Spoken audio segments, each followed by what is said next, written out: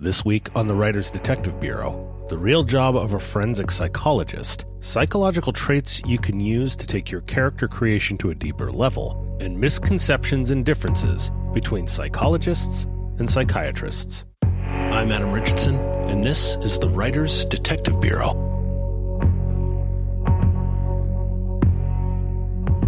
Welcome to episode number 15 of the Writer's Detective Bureau, the podcast dedicated to helping authors and screenwriters write professional quality, crime-related fiction.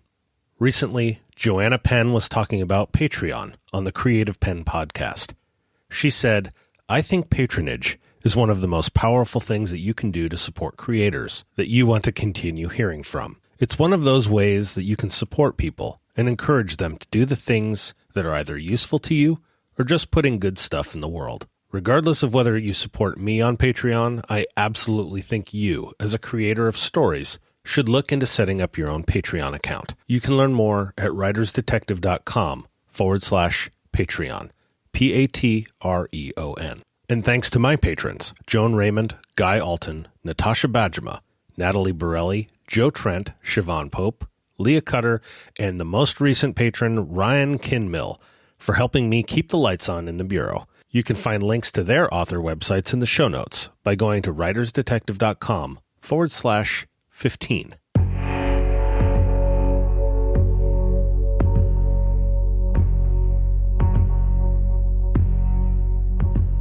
This week, we're doing something a little bit different. You may recognize Dr. Vanessa Holtgrave's voice from recent episodes of Take Two Pills and Listen to This podcast and the Sword and Scale podcast. Dr. Holtgrave is a doctor of psychology, a professor of clinical and forensic psychology, a licensed clinical psychologist in the state of California, and our guest on the Writer's Detective Bureau podcast this week. So without any further ado, let's get into the interview with Dr. Vanessa Holtgrave. What exactly do you do as a doctor of psychology and clinical forensic psychologist? Clinical and forensic psychology. So forensics, if you think of forensic psychology like a tree, there's several branches on that tree. So you can work in police psychology, or you can work in correctional psychology, or you can work in the courts doing competency to stand trial evaluations, or sanity evaluations, or you can work in mental health treatment court. There's a lot of different areas where you can work. I think people think forensic psychology is profiling. I know we've talked about that. And it's something I hear all the time from my students in my classes, is that is what they've wanted to do their whole lives. They want to go into forensic psychology to do profiling, and very few professionals are going into profiling. I would say a lot of the professionals I met in profiling are actually police. And then you might have a few psychologists, but they're highly trained in profiling as well. So we're really working in anything that involves the justice system or law. So it's that intersection between mental health and law, where you are working in the courts, or you're working in prison or jail, or you're working in police departments. And so there's just a variety of things that you can do in forensic psychology. For myself specifically, I worked for probation and the sheriff's office. But I did mental health evaluations for...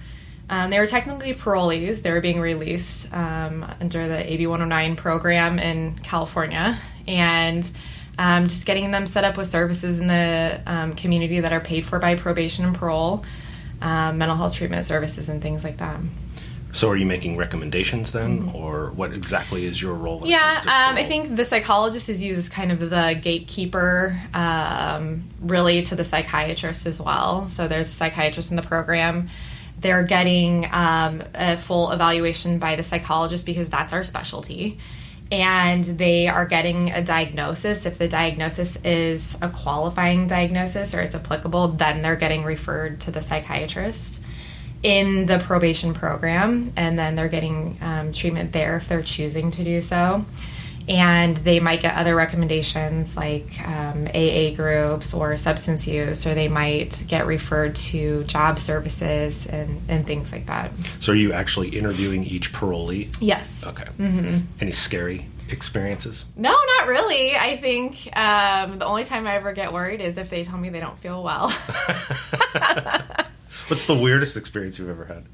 The weirdest experience I ever had was not, well, actually I had a guy ask me for a therapy pet letter for his, and this was in a prison setting too, so this isn't like, he wants a therapy pet letter in his home, but he wanted a therapy pet letter for his tarantula named Knuckles was the tarantula. And I said, well, who named him? And he said, Dirty Steve named him, who was also in the prison at that time. And I said, no, I won't write you a therapy pet letter, but that was a good story. And we had another guy, he listed his Dear Dead Nana in Heaven was the emergency contact, fully written out just like that. And did he have a contact number? He did not. I would like to know how to contact Heaven, though. That would be great. So in what kind of scenarios have law enforcement officers asked for your help?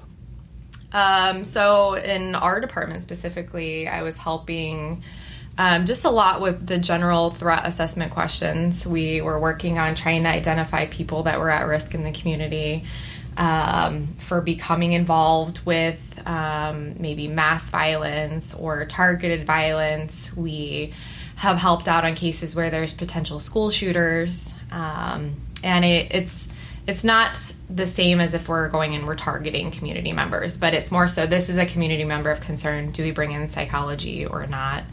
They have teams all over California, I think the MAT teams, where they specifically assess that type of risk. So that's where you'll bring in psychologists just to look at what are the risk factors for violence, what are some of the red flags that are going on with this person or these group of people. And then also we do civil commitments as well.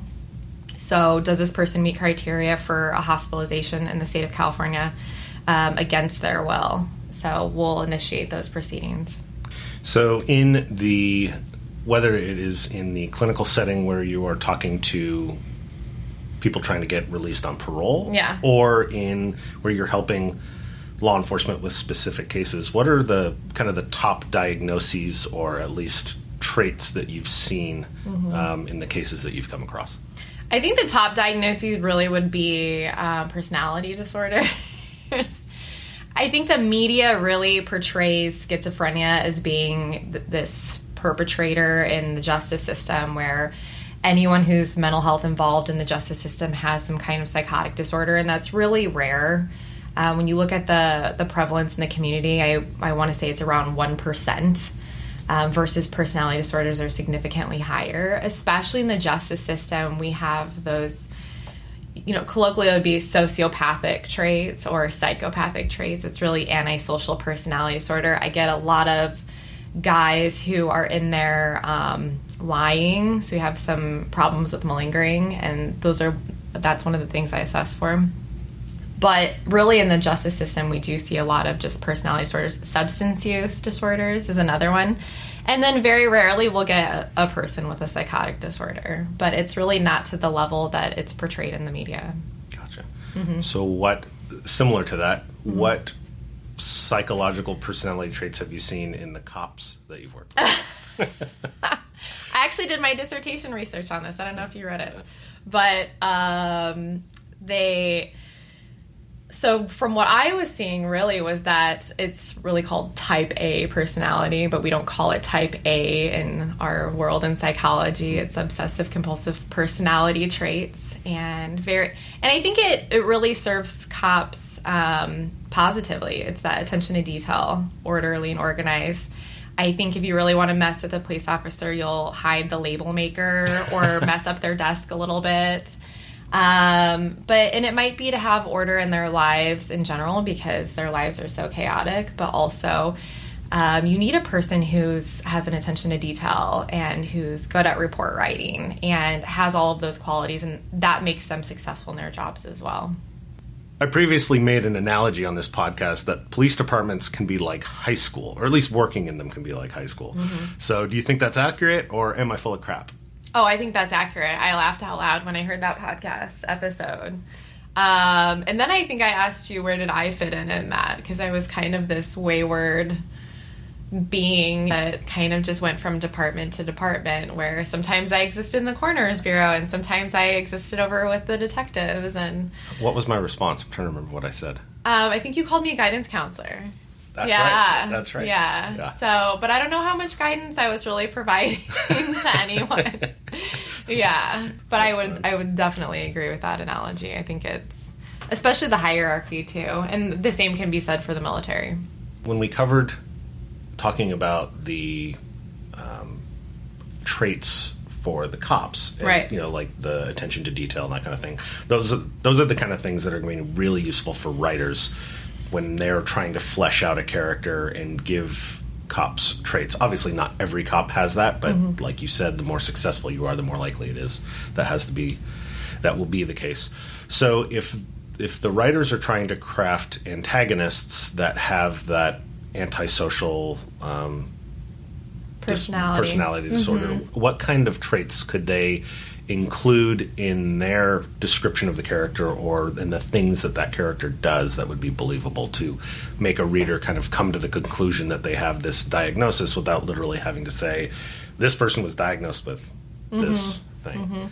So that's a good question. I think those individuals, and granted it's really a collection of symptoms, but they have these core features of lying, for example, or vindictiveness, wanting revenge, taking advantage of others, so that victimizing of others. They might have a history of crime, they might not. So there's that sociopath next door, right? Where they've never been justice involved. We look at Dennis Rader is a good example, the BTK killer. And where they have these core features where they're really victimizing others. So whether they're using superficial charm or not to get the means to an end, they're interacting with people in such a way where they're taking advantage of them. So for the individuals that I was involved with, they really do have a hard time telling the truth, even if it's something that's very minor. So there's that manipulative component as well. It may or may not be sophisticated. It really just depends on the level of criminality that person has. But when I worked in the prison, these guys had multiple girlfriends, for example. And they might call one girlfriend and say, hey, I need you to bring me cigarettes. And call another girlfriend and say, hey, I need you to bring me whatever other item. And they don't know about each other. But this individual is using them as a means to an end. So it's not about building the relationship with the person. It's about how can this person benefit you in some way, not how you can benefit that person. So we do see a lot of manipulative behavior, and that does come out in criminal activity sometimes not. But what you would see is that kind of conning persona, I guess, where you have this central component of manipulativeness that when they're interacting with law enforcement, they might be believable.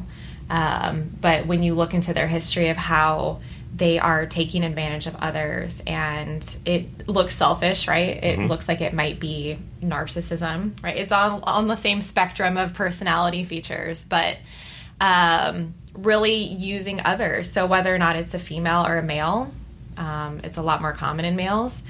I had a female that I worked with who she pretended to be a lawyer, and she took advantage of elderly people and who would end up foreclosing on their home, and there's a lack of empathy involved. I don't feel bad that this couple lost their home. They shouldn't have trusted me in the first place. So really just wanting to put on a persona that maybe isn't themselves. So it could be a lawyer, it could be something else in order to manipulate those people and have them believe you. So is there a common point of view that they have, from their perspective of the world, or of what leads them to this ultimate? I know not all of it is criminality, but as far as that manipulating and stuff, is there any kind of feeling persecuted, or that it's their right to take what is not theirs? Is there anything like that you've seen? I see a lot of righteousness. I think really when you're looking at that personality type, it's just that the world is unjust. I'm going to take what I want and I need, because otherwise people will take it from me. I could see that definitely how it relates to like property crimes. Mm-hmm. How about violent crime? Is there any kind of common, not necessarily diagnoses, but worldview, if you will, of the people that perpetuate the crimes that you've seen? It really depends on who they're targeting, I guess, as the victim. If it's somebody that they are related to or they're in a domestic partnership with, then I would say it's more of a power and control issue. If it's somebody in the community, it might just be that lack of concern for the other person's safety. You're in my way, or you have something that I need or I want, or you upset me, and then that vindictiveness comes out too. One of the things I really saw was this sense of entitlement, and then also feeling disrespected. If they felt disrespected, then you got whatever was coming to you. Interesting. Mm-hmm. So when you are doing your clinical interviews with these parolees that may or may not be released, what is the setting? Are you going to them? Like, if you could describe the scene, if you will, if you were a writer trying to paint the picture of this scene, what would it look like? So I worked in the same building with officers. It's a safety issue as well. We as mental health don't carry guns on us unless you work in a federal setting. But we're just generally unprotected. I think I've never generally felt unsafe around offenders. I've worked in prison settings for a long time, in correctional settings, but I worked in the probation building. And so these offenders and their clients on my end are being ushered in by law enforcement. And they're brought to our office. Law enforcement are right outside the door, and we have panic buttons that are issued to us. We've never used them or anything like that, but it is a more formal setting. They're not coming to our office. We're certainly not coming to their homes. Sure. Okay, so they've already been released, typically? They have, yeah. Mm-hmm. Okay, so this is not like a condition of release that they get a psychological assessment? No, they might get an assessment, but if that's the case, then they're getting it in jail. Okay. Mm-hmm. Gotcha. Or they're getting it in prison. So it really just depends on if they're a post-sentence or pre-sentence. So is this typically like a condition of parole or probation that they meet with a mental health professional, or is this just a one-time thing? It is under that program, that AB 109 program in the state of California. So if there is concern for mental health, say the individual has a history of mental illness, or they claimed mental health issues while they were incarcerated, so they had that category, then they would be screened as a precaution for probation when they get out, to also make sure if the person needs medication or they need therapy, they need some kind of mental health resource. So if they have any kind of history at all, they're automatically getting screened by mental health.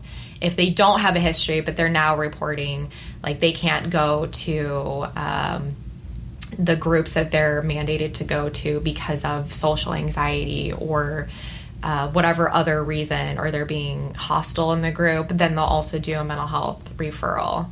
And then we also have individuals who will have acute symptoms that kind of pop up, like they are acting psychotic and they need to know, is it a substance use problem? Are they acutely intoxicated? Or is it a mental health problem that just was never recognized, which does happen. A lot of the people that really need the most help are the ones that say, no, I'm not mentally ill. I don't need help. I don't know why I'm here. And then the ones that are really making a case for their mental illness to us are the ones that have some sort of ulterior motive or external gain that we're looking at, because they're putting such an effort into wanting to be perceived as mentally ill, and that's just not bona fide. We don't see that in real patients. What kind of, so going along those lines, what kind of telltale signs are there that the person's making something up? Well, that's a great question. Well, first of all, it's making a case that you're mentally ill, putting in quite an effort to prove your case that you have a mental illness. They'll almost always choose a mental illness that's sensationalized, like schizophrenia or bipolar disorder. But there's still a real lack of understanding of what that looks like in a real person in the population. And so the symptoms that are reported aren't bona fide. They're symptom combinations that would never go together, or it's a frequency of symptoms that we would never see, or a severity of symptoms that's really unusual. And unbeknownst to them, well, we work with people who are actually mentally ill every day, so we do know what it looks like. And usually if you've done enough assessments and you're able to work with a diverse population of people with mental illnesses, you're able to catch on pretty quickly whether or not that person's feigning their symptoms. I've worked a homicide case where it was pretty apparent that our suspect was going to feign amnesia. To the point where I was filling out the booking paperwork in the interview room after the interview, and I asked him if he had any scars, marks, or tattoos, and he pretended like he'd forgotten what the word tattoo meant. And I'm like, I don't think that's how amnesia works. I don't know what that means. Like, a tattoo, I don't know what that means. Permanent ink injected into your... I'm sorry, I don't understand you.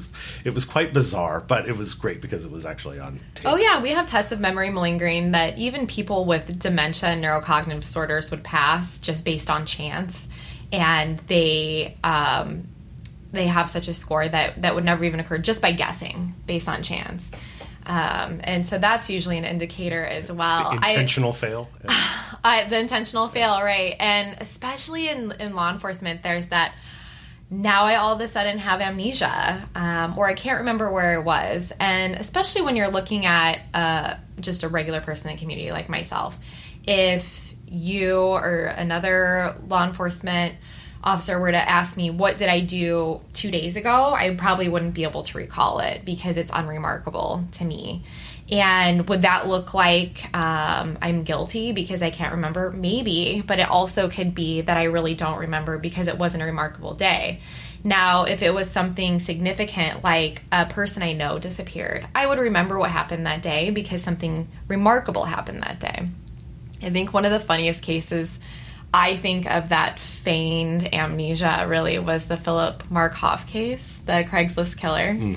If you listen to his whole audio or read the transcript from his interview, he just cannot remember anything. They're like, have you gone to the Cheesecake Factory? And he's like, I don't know, maybe never. And they're like, we have video of you going there. And he's like, I might have walked through there. And everything is, I don't know, or I don't remember. And of course, that certainly looks suspicious. Certainly.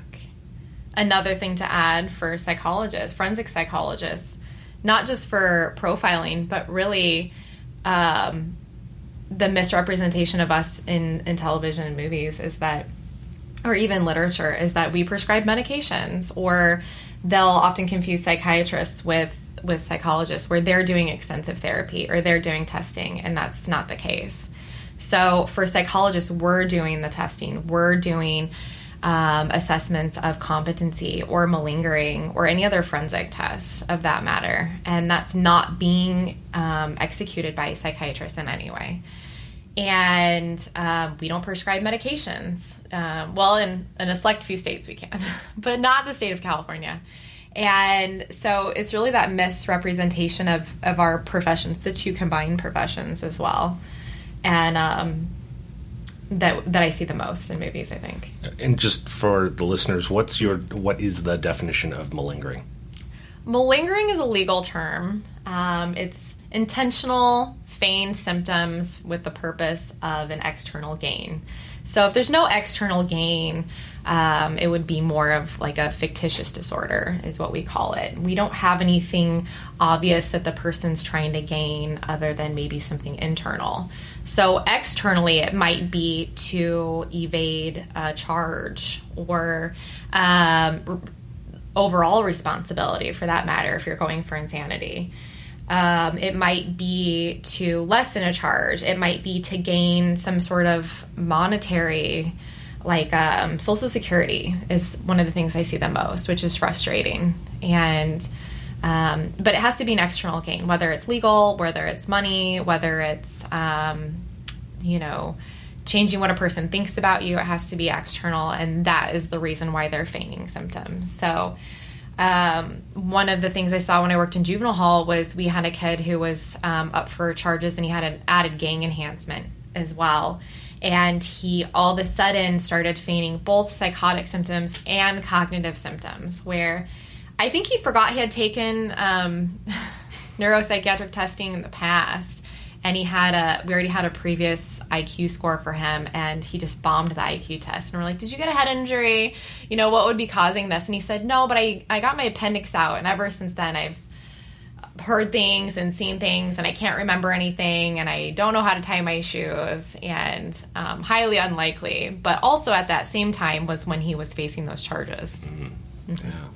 The appendix is not a very big appendix. I know. I said, I got my appendix out. Thank God I didn't become psychotic or lose my memory from that. That appendectomy, lobotomy combo. Right. Thank you for listening to episode 15 of the Writers Detective Bureau with our special guest, Dr. Vanessa Holtgrave. If you have questions for Dr. Holtgrave, send them in through the form you'll find at writersdetective.com/podcast, and I'll make sure to get them answered for you on an upcoming episode. Thanks again for listening, and write well.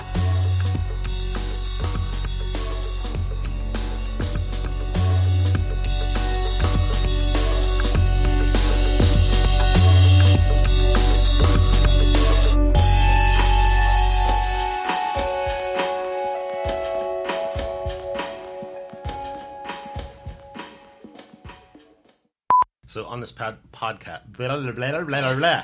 That's going in the blooper. Yeah, I do that all the time. Blooper reels are the best part of any podcast.